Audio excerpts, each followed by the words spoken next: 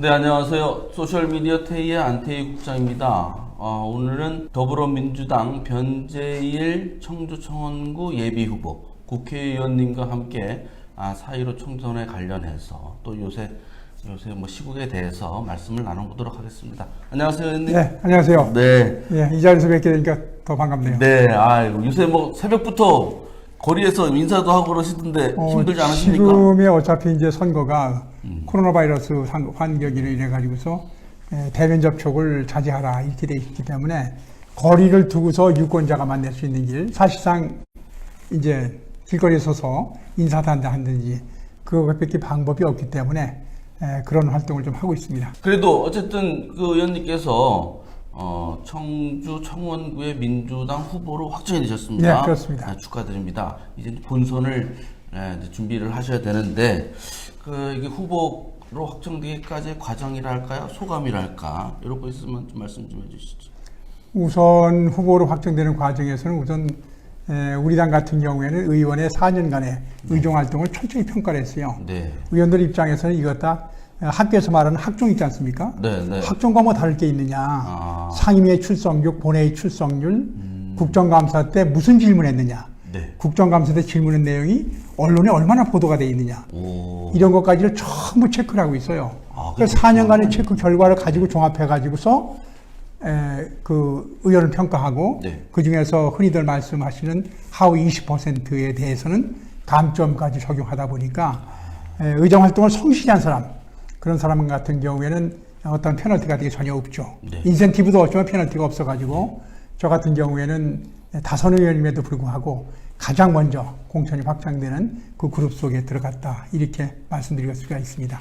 네, 그래서 이번에 도전하시면 이제 5번째 그렇습니다. 5선에 도전하시게 되는데 요새 보니까 민주당 중진 의원님들이 뭐 깜짝깜짝 놀라게 하루아침에 그렇죠. 뭐 탈락하고 뭐 이렇더라고요. 그렇죠. 도저히 예상할 수 없었고 네. 국회 부의장을 지난 분들 같은 경우에는 과거엔 당의 주력이었었거든요. 네. 그분들이 당의 의사결정을 하고 그랬었는데 그분들도 일단 경선 과정에서 처음으로 출마하시는 분들한테 네. 패한 경우가 생겨버렸단 말이죠. 그래서 5선 의원도 한 번에 탈락되고 6선 의원도 이번에 경선 과정에 탈락됐기 때문에 우리 당이 시스템 공천을 한다고 그랬지만 그 시스템에 의해서 현역 의원들이 그대로 다 살아남는 것이 아니냐, 그런 많은 우려를 했지 않습니까? 그렇지만은 시스템 운영하는 과정에서 가점과 감점 이런 제도를 통해 가지고서 다선이라고 해서 오히려 이익보다는 불이익을 받는 네. 그런 경우가 많이 있는 시스템을 가지고 있습니다. 그러시군요. 우선에 나셔서 굉장히 이제 많은 일을 더 하시려고 노력을 많이 하실 테고, 근데 또 충북 도당 위원장님이시기도 하잖아요. 그렇죠. 그래서 이제 일단은 뭐 청원구도 중요하고 충북 전체 이제 선거 구도 이런 것도 이제 전략을 앞장서 짜셔야 될 것 같은데요.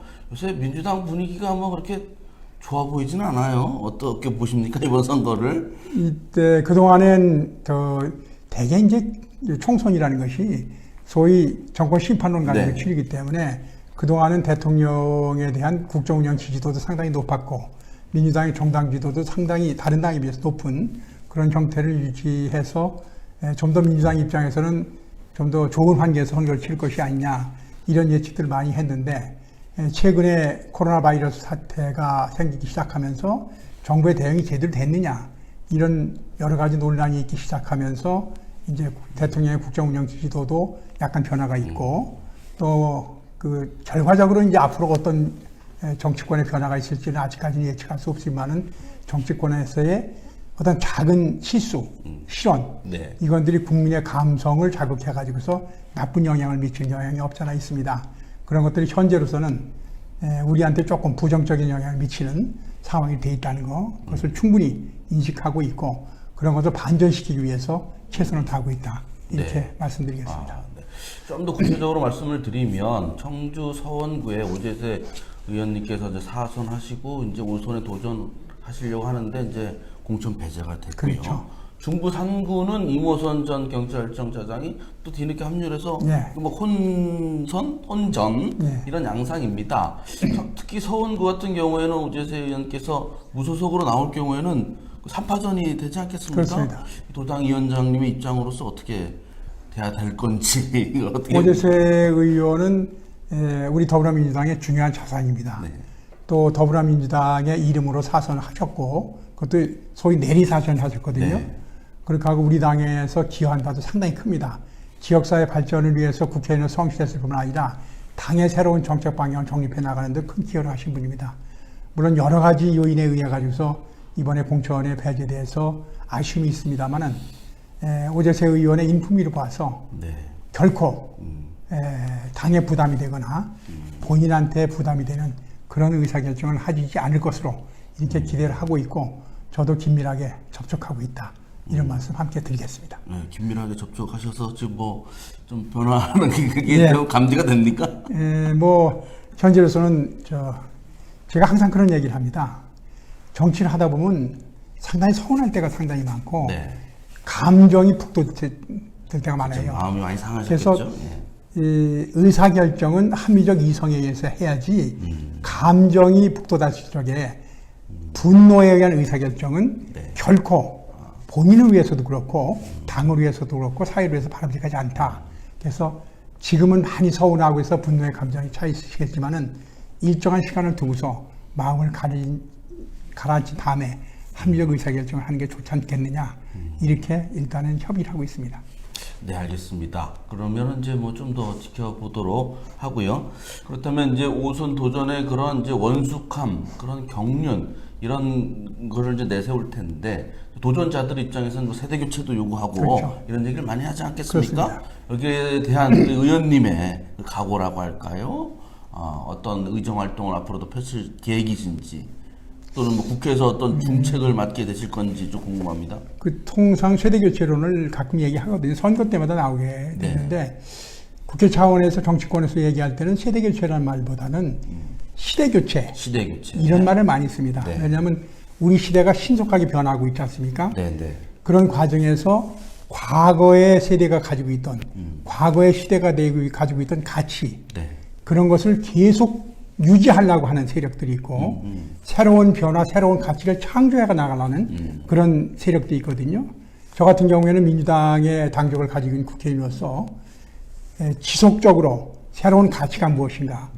소위 말해서 우리나라가 그런 얘기를 많이 하지 않습니까? 산업화, 민주화. 네. 네. 그 다음에 우리가 사회의 세상은 무엇이냐. 상생의 사회라는 것은 누구나 다 하는 것이지 않습니까? 복지를 기본으로 하려는 상생의 사회를 가져야 된다는 그런 가치를 가지고 있느냐. 또 4차 산업혁명 시대가 우리가 접근하고 있는데 미래의 인공지능이라든지 새로운 슈퍼컴퓨팅 파워 등을 통해서 혁신적인 세상을 만들어갈 그런 각오가 있느냐. 현재와 가치를 소중하게 지키는 것을 바탕으로 해서 미래에 대한 가치를 창출해 나갈 수 있는 능력과 자세가 되겠느냐. 이런 것이 전 시대 정신이라고 봅니다. 그렇다면 우리 민주당이 추구하는 가치가 이 시대가 요구하는 정신이고 또 특히 저 같은 경우에는 과학기술이라든지 정보통신부라든지 인공지능이라든지 그 미래 신산업 분야에 대해서 선도적인 역할을 하고 있다는 것은 누구나 다 인정하는 거기 때문에 네. 오히려 이 시대를 끌어갈 새로운 가치의 주인공은 제가 아닌가 이런 확신을 가지고 있고 그렇게 내 스스로가 변화하기 위해서 노력하고 있습니다. 네, 잘 알겠습니다. 이제 국회에서 16년 동안 활동하셨고 특히 이제 과학기술 이쪽 전문가로서 아주 독보적인 활동을 하신 것으로 평가를 받고 있는데요. 최근 거 해서 좀 기억에 남는 법안이라든가요. 어떤 실적 어떻게 있으시나요? 일단 그 국가 전체 틀에서 과학기술 발전이라든지 지식정보사회를 만들어 나가기 위해서 한 법안이라든지 그건 상당히 많이 있습니다. 네. 그래서 우리가 새로운 인공지능 시대, 데이터 시대에 대비해서 데이터 3법, 개인정보보호법 이런 것들을 하는 경우에도 제가 대표로다 네. 개인정보보호법을 대표 발의해갖고 통과시키기도 하고 했는데 네. 그런 것들은 이제 중앙정치 차원에서의 문제고 지역 주민들에서 가장 관심을 가질 수 있는 법은 지난해 10월달에 통과된 네. 군 사격장이나 네, 비행장 같은 경우에 소음 피해 보상법 이런 것들이 그렇죠. 예. 진짜 오랫동안 노력해가고 10년 동안 노력해가고 통과가 됐습니다. 그래서 그동안은 아마 내수나 오군장동 지역들 북이 지역의 주민들이 전투 비행장으로 인해서 엄청난 소음 피해에 시달림에도 불구하고 소송을 통하지 않고서는 도저히 피해 보상을 받을 길이 없었거든요. 그런데 이 법이 통과됨으로써 국방부가 자동 소음 측정기를 설치하고 여러 가지 대책을 만들어서 또 청주시가 주민의 소음 피해를 보상하기 위한 위원회도 만들고 해가지고서 매년 소음 측정해가지고서 가구별로 일정 금액을 지원해주는 그런 법까지 통과시켰기 때문에 네. 이런 것들이 지역 주민들의 입장에서는 상당히 중요한 법이 아닌가 이게 생각되고 있고 또 이번에 충청북도의 경사 중에 하나가 청주공항을 모기지로 하는 항공사가 설립됐지 않습니까? 그렇죠. 에어로케이. 근데 네. 그것이 설립되는 과정에서 항공사업법에 문제가 있었죠. 대한항공하고 아시아나항공이 지배하는 항공업계에 네. 소위 말해 경쟁 제한적인 요소를 상당히 과당 경쟁 요소를 고려하도록 돼 있어요. 네. 근데 과당 경쟁 요소를 고려한다면은 아시아나나 대한항공의 입장에서 모든 항공사업 면허가 결정되지 집사 신규 사업자가 들어갈 틈이 없어요. 그래서 과당 경쟁 요인이라는 것이 불합리하다. 네. 그래서 그 항목을 제외하라 법에서 그래서 항공사업법을 개정했죠. 그러다 보니까 그 에어로케이를 비롯해서 새로운 항공사들이 새롭게 진입할 수 있는 그런 기반을 만드는 거 이런 것들이 지역과 관련돼서는 가장 의미 있는 법안이 아닌가 네. 이렇게 말씀드릴 수가 있습니다. 네. 그리고 이제 의원님이 일복이 많으신 것 같아요. 여기 보니까 비행장도 있고 예. 또 미세먼지 뭐 이것 때문에 오차 후길이 또 내수 쪽에 예, 그 뭐 소각장. 예. 이거 굉장히 이제 뭐 계속 걱정이 많은데 요새 예. 코로나 때문에 약간 이제 좀 주춤한 건데요. 예. 지금 어떻게 되고 있습니까? 요즘 이거 현안들이요? 현안들은 지금 이제 후기리 소각장 문제는 현재 사업계획서에 대해서 금강기업환경청에서 보완 지시를 내렸죠. 보완 지시를 내린 거에 대해서 일단 삽자가 보완해서 금강기업환경청에서 검토하고 있는 단계에 있습니다. 과연 보완 요구가 충분히 충족됐을까? 이런 것을 현재 검토하고 있는 것을 알고 있고요. 거기에 대해서도 이제 지역 주민들이 아직까지 그 문제에 동의하지 않고 있다. 더군다나 지역 주민과의 소통 문제, 네. 지역 주민들의 공감대 형성 문제, 이것을 보완 요청 사항을 정했는데도 지역 주민하고 어떤 협의한 적도 없기 때문에 그런 사항에 대한 보완됐다고 볼 수가 없다. 네. 이런 것들을 강력하게 얘기하고 있고요.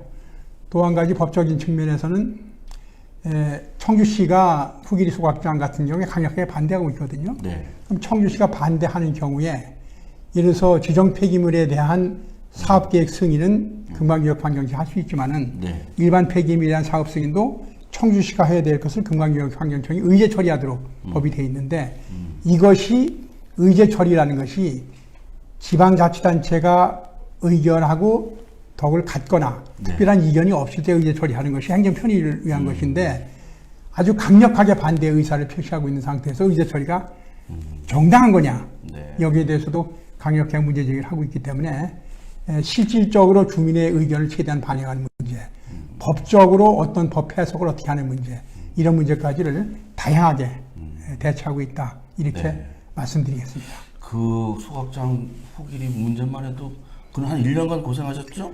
1년이 아니라 몇 년 했지만 최근 1년은 아주 그렇죠. 네. 왜냐하면 이것이 저도 몰랐는데 이것이 청주시 그 이승훈 시장님 계실 적에 네.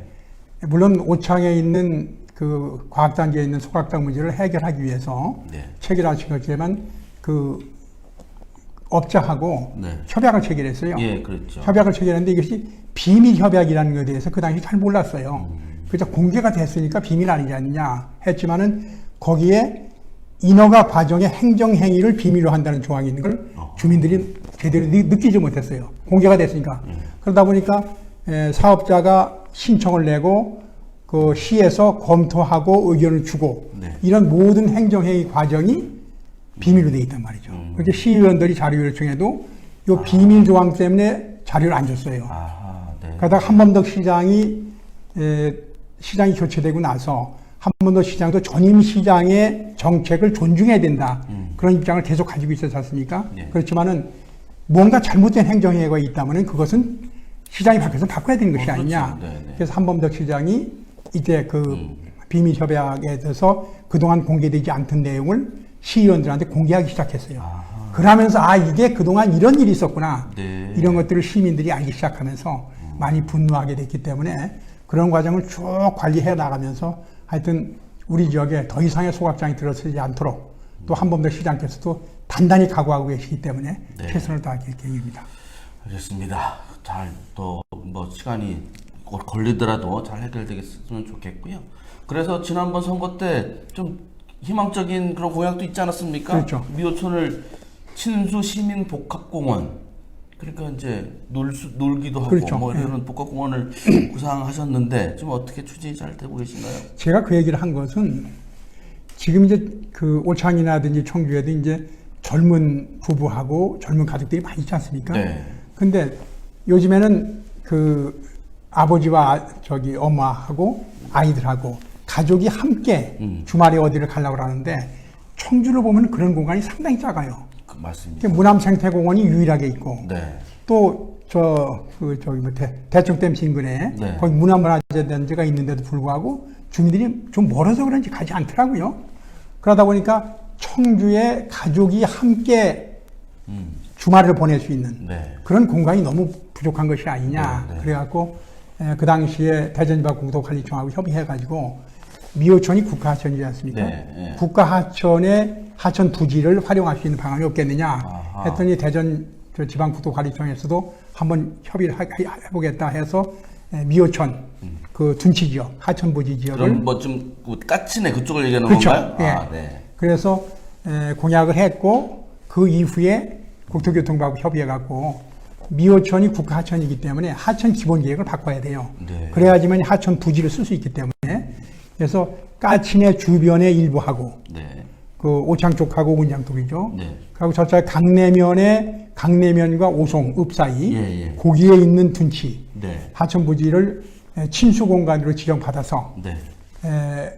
지방자치단체가 개발해서 쓸 수 있는 그런 허가를 받았어요. 아, 허가 법적 조치를 다 났어요? 받았어요. 네. 그렇게 하다 보니까 그것이 나야지만이 청주시는 정부가 미호천의 이 지역은 청주시가 개발해서 주민의 휴식 공간이 쏘아서 좋다는 허가가 났으니까 거기 개발 계획을 세우는 겁니다. 그래서 2018년도까지 개발 계획을 일단 기본적으로 용역을 조사 완성했고요.